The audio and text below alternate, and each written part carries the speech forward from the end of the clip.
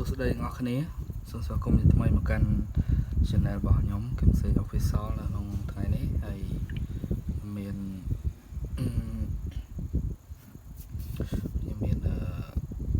អីថ្មីចែករំលែកទៅកាន់អ្នកទាំងអស់គ្នាដែរអញ្ចឹងអូខេអញ្ចឹងថ្ងៃនេះខ្ញុំចង់មកនិយាយអំពី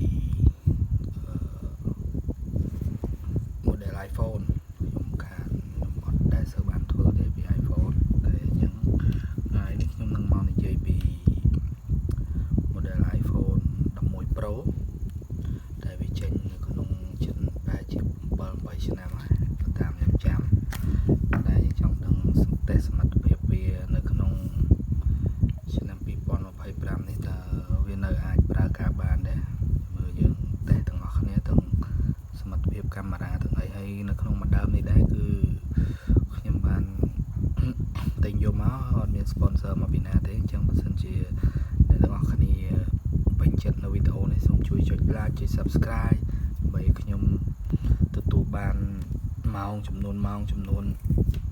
នាទីដើម្បីអាចទទួលបានលុយពី YouTube ផងអូខេអញ្ចឹងឥឡូវយើងនិយាយពីកាមេរ៉ាយើងមើលពី spec វាសិន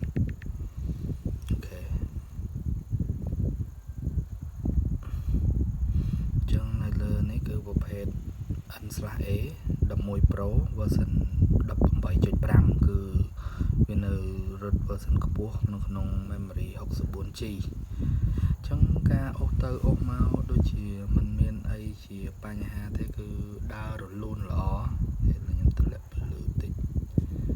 វាកុំឲ្យភ្លឺពេកគឺមើលទៅឃើញថាវានៅដើររលូនល្អដូចជាមិនជាបញ្ហាអីទេយើងអាចចេញចូលអីបានថ្មក៏វាមិនសូវជាកាន់ប្រមាណដែរបើតាមតើខ្ញុំតេស្តមើលសាកពីព្រឹកខ្ញុំប្រើតិចតួចគ្រាន់តែខលគ្រាន់តែបាញ់លុយទិញរបស់របរតិចតួច screen time តិចតួចគឺនៅសល់ប៉ុណ្ណឹងពីព្រឹកមកសាកមកអូខេឥឡូវយើងមើលកាមេរ៉ានៅច្បាស់ស្អាតអ្នកទាំងអស់គ្នាអត់អីទេ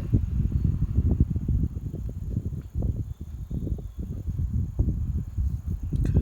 កាមេរ៉ាយើងនៅអាចទទួលយកបានច្បាស់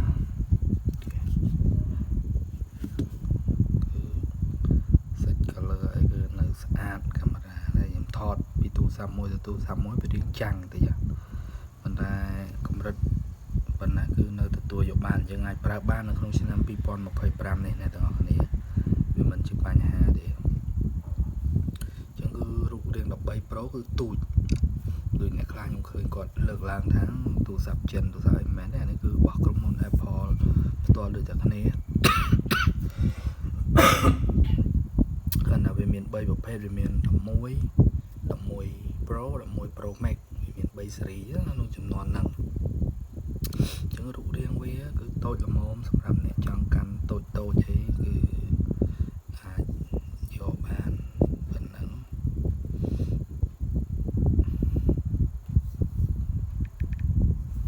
អូខេអញ្ចឹងចំពោះប្រតិបត្តិការកាមេរ៉ាអីគឺនៅដើរ smooth ល្អដំណើរការទាំងអស់មានបញ្ហាអីទេអញ្ចឹងបើបងប្អូនចង់ជាវអាចធ្វើការទិញប្រើបាននៅក្នុងឆ្នាំ2025នេះប៉ុន្តែគាត់ថាថ្មគឺវារៀងតូចបន្តិចហើយវាទំហំទូចដែរអញ្ចឹងនេះខ្ញុំបានទិញទឹកដើម្បីយកមកប្រើ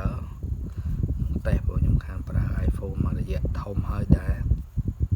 ប្រើតែ Android មាន Android 2-3 ដើមដែរHuawei China version ណានេះហើយចំពោះ11 Pro នេះគឺមាន eSIM ណាអ្នកទាំងអស់គ្នាអញ្ចឹងបើអ្នកទាំងអស់គ្នាចង់ប្រើ eSIM អីគឺអាចប្រើបាននៅលើ11 Pro នេះយើងអាចចូលមកមើលថាទូរស័ព្ទយើងប្រើ eSIM បានអត់ចូលមក calculator នឹងមកហើយបន្តមក